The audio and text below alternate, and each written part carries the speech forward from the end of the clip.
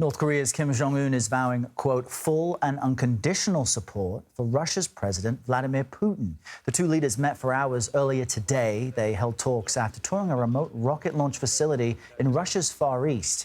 Now, U.S. officials warned today's summit could lead to an arms deal that would supply Moscow with ammunition from North Korea for its war in Ukraine.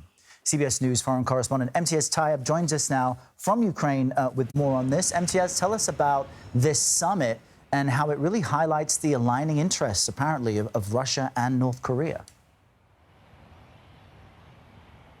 Errol, good to be with you. You know, it's always stunning to see the North Korean leader, Kim Jong-un, not in North Korea. Of course, as we've been saying, he was in the far east of Russia, meeting with the Russian President Vladimir Putin. This is Kim Jong-un's first trip outside of his country in 4 years since the COVID-19 pandemic. And this is his second time meeting with Vladimir Putin. But much has changed since that last meeting 4 years ago. As we know, 18 months ago, Vladimir Putin launched his unprovoked war here on Ukraine. It has been a grinding and brutal war, and Vladimir Putin needs friends and he needs ammunition, something that North Korea could potentially provide. Now, why would North Korea have the kind of ammunition that Moscow would need, given it has spent millions of rounds in Ukraine over the last 18 months? Well, we have to remember that although North Korea is an extremely poor country, it's an extremely isolated country, it is a country that is firmly and constantly on military footing. In fact, you go all the way back to the 1950s with Kim Jong-un's grandfather, Kim Il-sung. He was also very close to the Soviet Union, and what we understand is that the munitions that Vladimir Putin is very interested in have been made along the specifications that fit with Soviet-era weaponry, which is what the Russians have.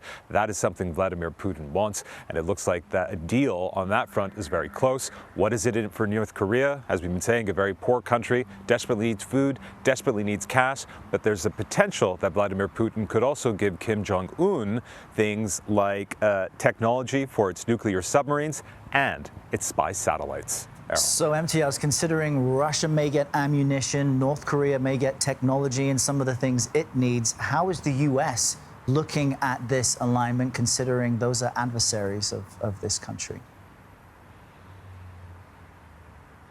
They don't like it at all.